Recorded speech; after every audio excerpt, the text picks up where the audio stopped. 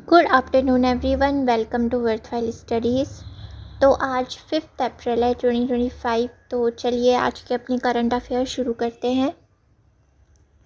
सबसे पहले न्यूज़ है इम्पोर्टेंट डेज से। तो आज के दिन 5 अप्रैल को हम सेलिब्रेट करते हैं नेशनल मैरीटाइम डे।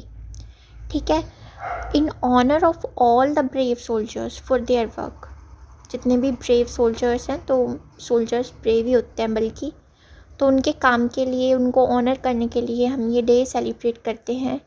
इससे क्या होता है, हम अवेयरनेस रेज करते हैं अबाउट जो मैरीटाइम सेक्टर की जो इम्पोर्टेंस है ना, किसमें, ट्रेड और नेशनल सिक्योरिटी में। तो उसके लिए अवेयरनेस रेज करने के लिए हम ये डे सेलिब्रेट करते हैं। ठीक है, अब आगे चलते हैं। अगली न्यूज़ है इंटरनेशनल डे ऑफ कंसाइंस। ठीक है, ये हर साल 5 अप्रैल को सेलिब्रेट करा जाता है। शुरू किसने किया था? यूनाइटेड नेशंस जनरल असेंबली ने ये शुरू किया था। कब? 2019 में। ये क्या है, एक तरह से ग्लोबल कॉल है कि हम अपने एक्शंस पे रिफ्लेक्ट करें और जो मोरल अकाउंटेबिलिटी हर इंसान में होती है तो हम उसको एम्ब्रेस करें और एक जो पीस और हार्मनी का कल्चर है उसको फोस्टर करें। ठीक है, क्या प्रमोट करता है? Ethical behaviour, social responsibility and global harmony. ठीक है, अब आगे चलते हैं। अगली न्यूज़ स्पोर्ट्स से है। तो 23 ईयर्स ओल्ड, क्या नाम है इनका, शिव कौर समरा। तो इन्होंने अभी गोल्ड जीता है किसमें? वुमेन्स 50 मीटर राइफल में। ठीक है, 3 पोजीशन इवेंट था। कहाँ पे? अर्जेंटीना में। तो वहाँ पे शूटिंग वर्ल्ड कप था बेसिकली ये। तो वहाँ पे शिव कौर समरा जी ने गोल्ड जीत लिया है। ठीक है, अब आगे चलते हैं। अगली न्यूज़ अवार्ड से है। तो निखिल सिंघल जी को ऑनर किया गया है किससे? उत्तर प्रदेश अनमोल रत्न अवार्ड। ठीक है, तो कौन है ये? एक मीडिया स्ट्रेटजिस्ट हैं, फाउंडर हैं किसके? वाइगॉर मीडिया वर्ल्ड वाइड के, और प्रेसिडेंट है किसके? नोएडा हाई राइज फेडरेशन के।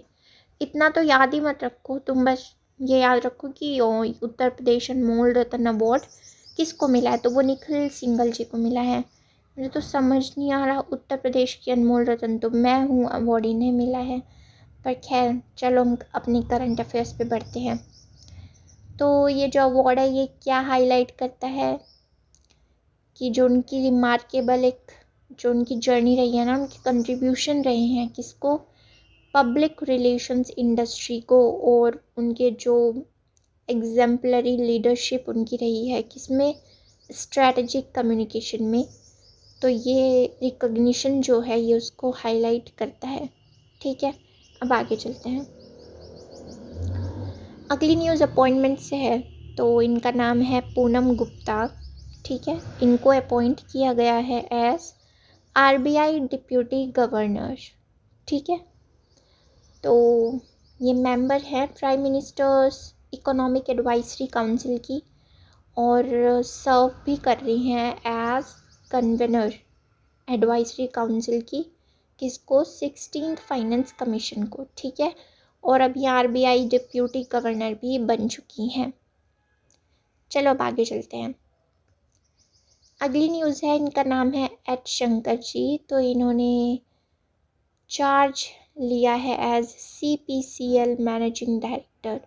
तो ये नए मैनेजिंग डायरेक्टर बन चुके हैं सीपीसीएल के। सीपीसीएल क्या है? एक चेन्नई पेट्रोलियम कॉरपोरेशन लिमिटेड है। पहले किस नाम से जाना जाता था? मद्रास रिफाइनरीज लिमिटेड के नाम से। ठीक है, इंडियन ऑयल कॉरपोरेशन लिमिटेड की एक सब्सिडरी है।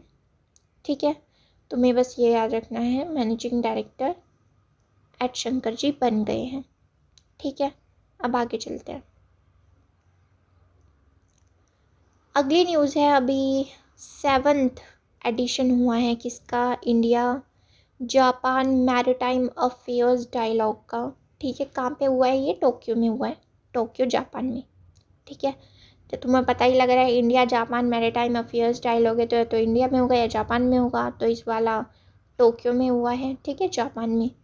इसमें बहुत सारे डिस्कशंस हुए, जैसे कि sustain secure maritime environment conducive for inclusive growth के बारे में भी हुआ। ठीक है, बहुत सारे वेज डिस्कस करे गए एक सस्टेनेबल मैरीटाइम एनवायरनमेंट के लिए।